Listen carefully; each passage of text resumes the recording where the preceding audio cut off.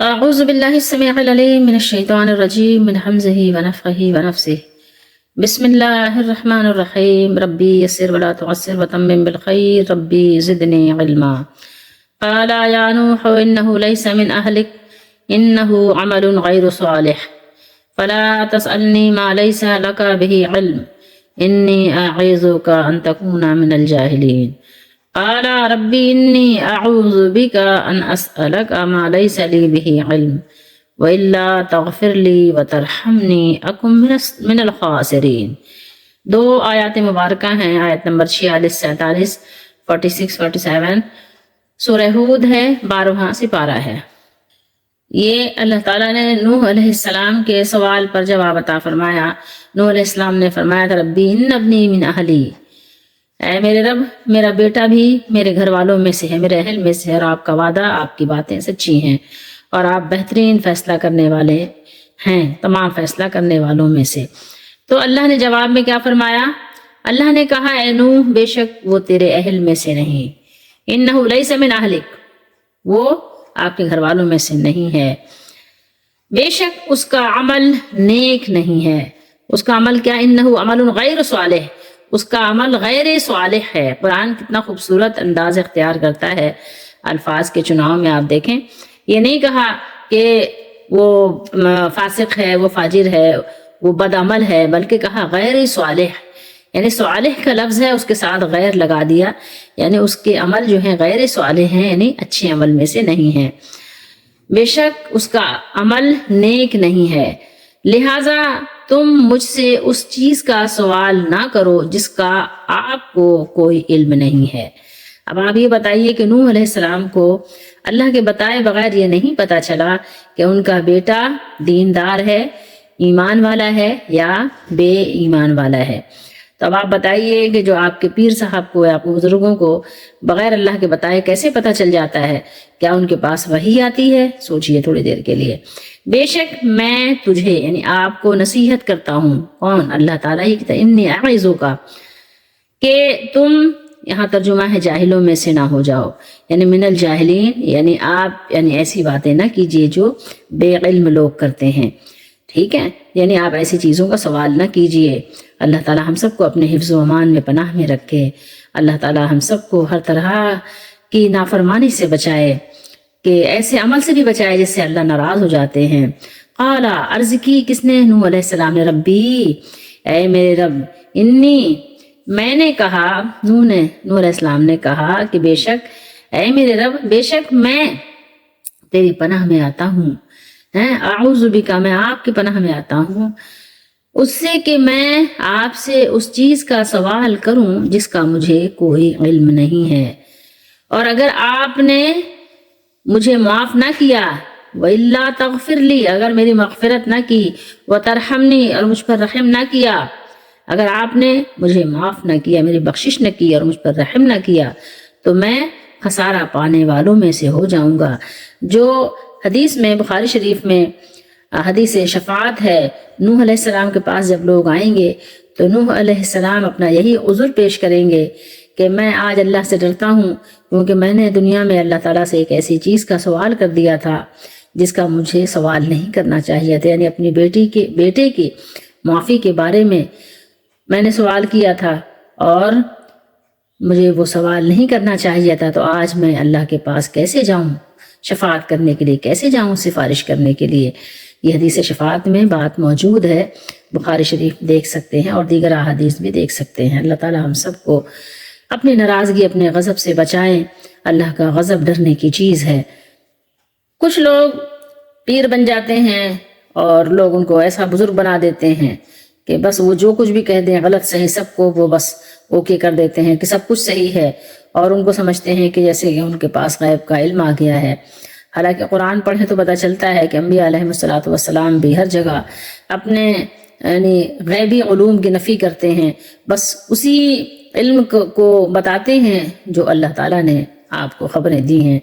غور کیجئے ذرا، یہاں فرمایا اے نوح یہ تیرے اہل میں سے نہیں بلکہ الا من سبق علیہ القول کے تحت کفر کی وجہ سے تمہارا اہل ہونے کے شرف سے محروم ہے، اور ان لوگوں میں شامل ہو گیا ہے جن کے غرق کیے جانے کا فیصلہ ہو چکا ہے۔ آیت نمبر 40 میں یہ بات موجود ہے جو اللہ نے فرمایا الا من سبق علیہ القول فلا تسألنی ما لیس لک بہ علم۔ اس آیت کی روشنی میں عبدالسلام بن محمد کی تفسیر میں آپ کو سناتے ہیں، فرماتے ہیں کہ یہاں ایک سوال پیدا ہوتا ہے کہ سوال تو اسی چیز کا ہوتا ہے جس کا علم نہ ہو، ظاہر جس کا علم ہے اس کا کیا سوال کریں گے آپ، اور جس چیز کا علم ہو اس کے سوال کی ضرورت ہی نہیں ہوتی۔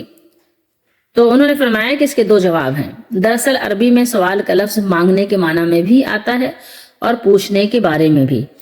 پہلا جواب یہ ہے کہ صرف وہی چیز مانگنی چاہیے جس کے متعلق اچھی طرح معلوم ہو کہ جس سے مانگ رہے ہیں وہ یہ چیز مانگنے پر ناراض نہیں ہوگا۔ جس کے متعلق یہ علم نہ ہو بلکہ اس کے ناراض ہونے کا بھی خطرہ ہو وہ ہرگز نہیں مانگنی چاہیے۔ اب نوح علیہ السلام کے سامنے اللہ تعالیٰ کے وہ فرمان موجود تھے، کون سے؟ جو ہم ابھی پیچھے پڑھ چکے ہیں۔ آیت نمبر 37 ہے، فرمایا اللہ نے یہاں وَلَا تُخَاطِبْنِي فِي الَّذِينَ ظَلَمُوا إِنَّهُمْ مُغْرَقُونَ۔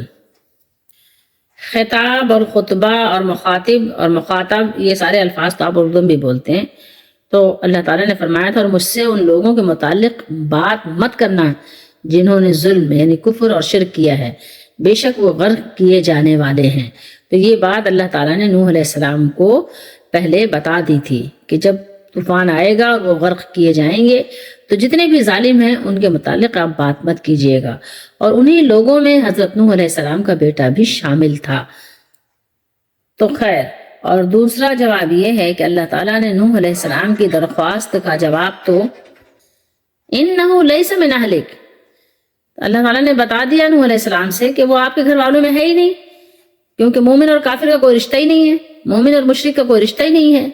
تو یہ بات ہے کہ اللہ تعالیٰ نے نوح علیہ السلام کو خبر دے دی تھی، تو ان کو بتا دیا تھا، لیکن پھر بھی اب اس سے آگے امکان تھا کہ نوح علیہ السلام بیٹے کے نجات نہ پانے اور کفر پر مستحکم رہنے کے متعلق سوال کرتے کہ اس میں کیا حکمت ہے، تو اللہ تعالیٰ نے پہلے ہی اس سے روک دیا کہ میری حکمتوں تک آپ کی علم کی رسائی نہیں ہو سکتی، اس لیے مجھ سے ایسی بات مت پوچھئے، یعنی پوچھنی بھی وہی بات چاہیے جس کے متعلق علم ہو کہ جس سے پوچھ رہے ہیں وہ اس سوال پر ناراض نہیں ہوگا۔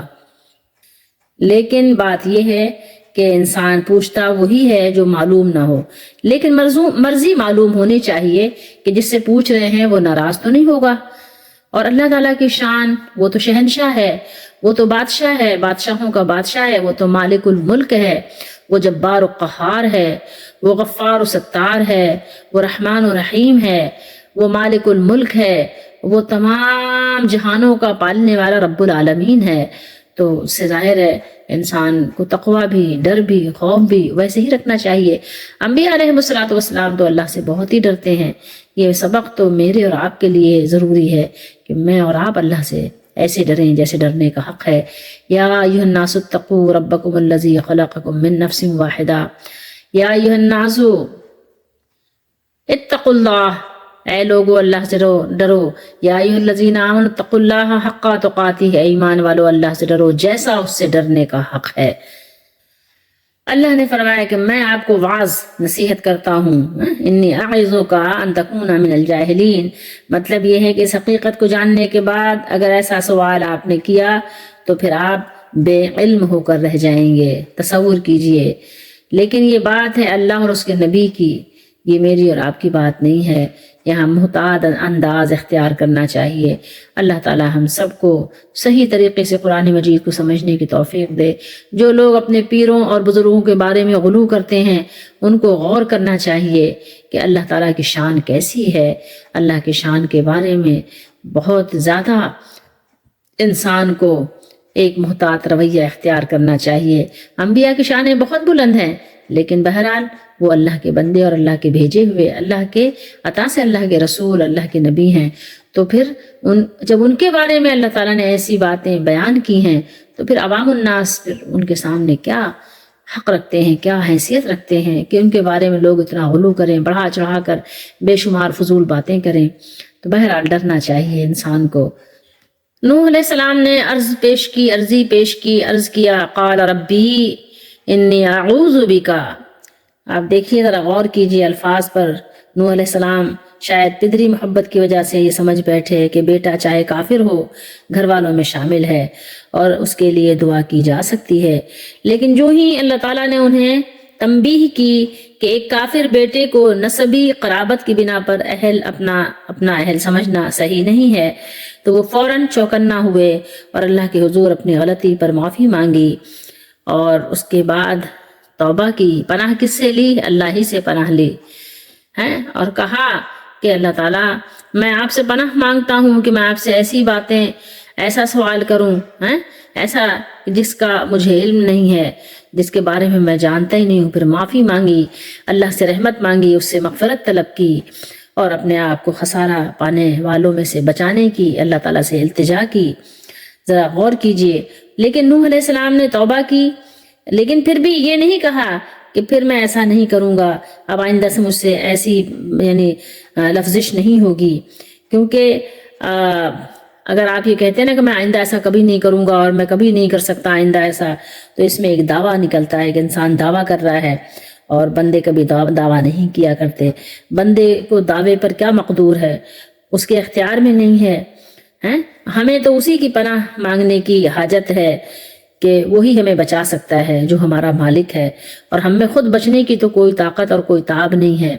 ہمارے اندر تو بس اپنی سانس لینے کی بھی تاب نہیں ہے، ہماری تو سانسیں بھی اسی کے حکم سے آتی اور جاتی ہیں، ہمارا پاؤں اٹھتا ہے اس کے حکم سے، اور ہمارا پاؤں زمین پر رکھا جاتا ہے اسی کے حکم سے، ہمارا تو ہر کام اسی کے حکم سے، اسی کی مرضی سے ہو رہا ہے۔ البتہ یہ بات ضرور ہے کہ انسان جان بوجھ کر جب خطا کرتا ہے تو یہ انسان کی اپنی شامت اعمال ہوتی ہے۔ اللہ تعالیٰ ہم سب کو بچنے کی توفیق دے، اور جب اللہ تعالیٰ سے کوئی چیز مانگی جاتی ہے تو اللہ تعالیٰ عطا بھی کرتے ہیں اور خوش بھی ہوتے ہیں۔ حضرت نوح علیہ السلام کی اپنے بیٹے کے بارے میں اللہ تعالیٰ سے گفتگو، یہ حضرت نوح علیہ السلام کی طرف سے اپنے بیٹے کی جو غرق ہو گیا تھا حقیقت حال جاننے اور معلوم کرنے کے لیے باتیں ہو رہی تھیں۔ سوال کیا گیا تھا کہ میرا بیٹا بھی میرے اہل میں سے ہے، تو آپ اس کو بھی نجات دے دیجئے، کیونکہ آپ نے میرے گھر والوں کو نجات دینے کا وعدہ فرمایا ہے، اور آپ کا وعدہ سچا ہے جو کبھی غلط نہیں ہو سکتا۔ تو میرا بیٹا وہ کیوں غرق ہو گیا، جبکہ آپ تو سب سے بہتر حاکم ہیں، آپ سے بڑھ کر حاکم کون ہو سکتا ہے، آپ سے زیادہ حکم کس کا سچا ہو سکتا ہے۔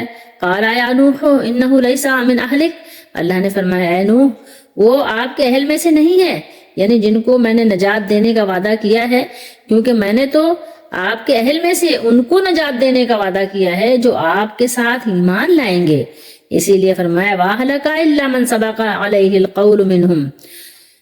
یہ سورہ مومنون میں بھی فرمایا، اور اسی سورہ میں بھی ہم آگے پیچھے پڑھ چکے ہیں۔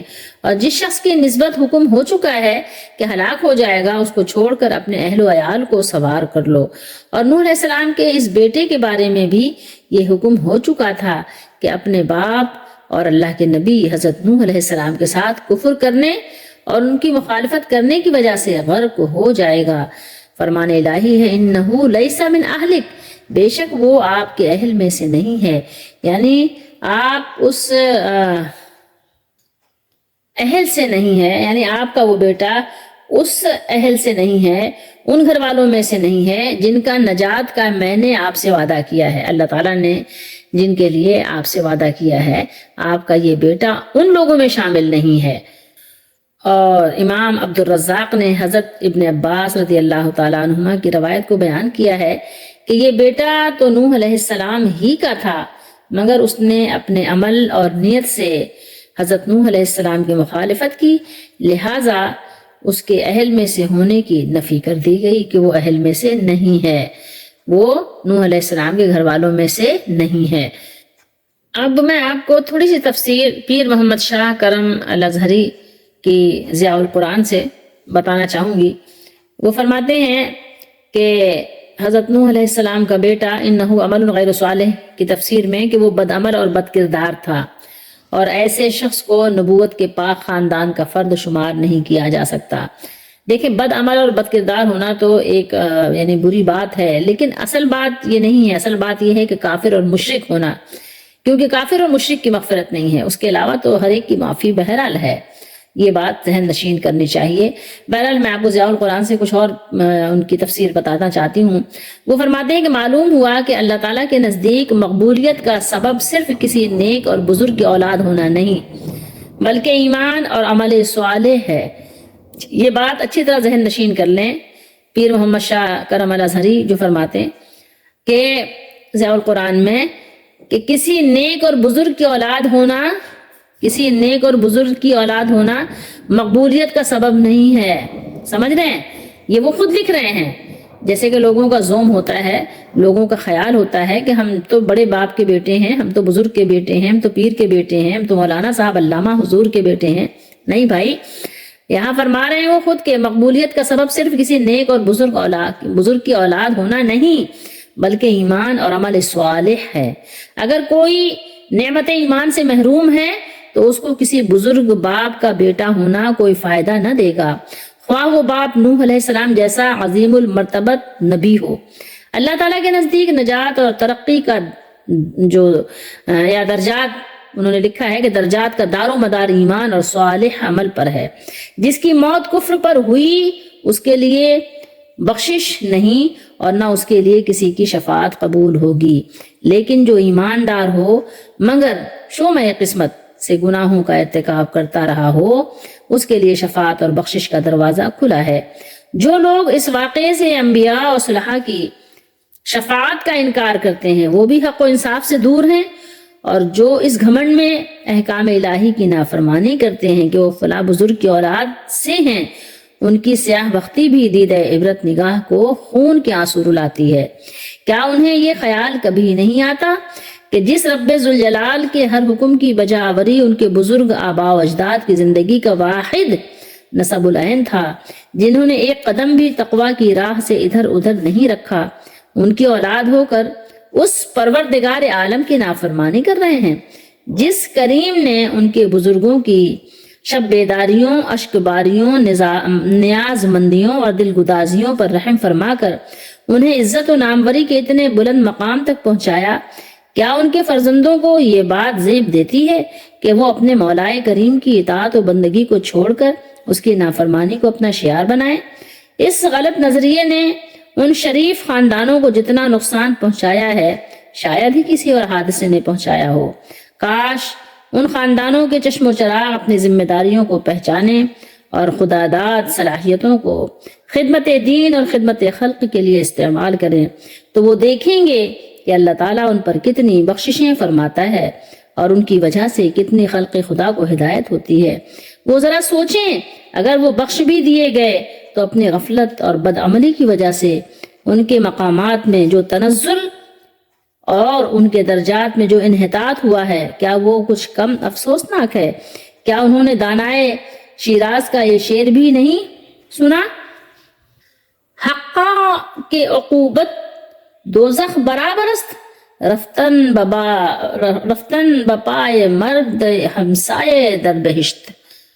اور پھر نوح علیہ السلام کا اللہ سے پناہ طلب کرنا اور معافی طلب کرنا اور رحمت طلب کرنا اور خسارہ سے بچنے کی دعا کرنا، التجا کرنا، اس کی تفسیر میں بیان کرتے ہیں کہ بارگاہ الہی سے ذرا سی تنبیہ ہوئی فوراً سراپے عجز و نیاز بن گئے اور معافی مانگنی شروع کی۔ مردان خدا کا یہی دستور ہوا کرتا ہے۔ یہ میں نے آپ کو جو کچھ سنایا ضیاء القرآن سے۔ بہرحال اللہ تعالی ہم سب کو سمجھنے کی توفیق دے، ہم قرآن مجید کو صحیح طور پر سمجھیں۔ یہ بات بالکل سچ ہے کہ جو اللہ کے نیک بندے ہیں اگر ان سے خطا، غلطی، بھول چوک ہو جاتی ہے تو بہرحال ان کی شفاعت ہوگی اور ان کے حق میں شفاعت کو قبول بھی کریں گے اللہ تعالیٰ، لیکن ایمان شرط ہے، ایمان اور یقین شرط ہے۔ ایمان کے بغیر کوئی چیز بھی نفع اور فائدہ نہیں دے گی، یہ بات بھی یقینی ہے۔ اور مسلمان ہوتے ہی اس وقت مسلمان ہے جبکہ اس کو قرآن و سنت پر پورے طور پر یقین اور ایمان ہو۔ اللہ تعالی ہم سب کو صحیح طور پر قرآن و سنت کو سمجھنے کی توفیق دیں اور اللہ تعالی ہم سب کو ہر طرح کے کفر و شرک سے بچائیں۔ وما توفیقی الا باللہ۔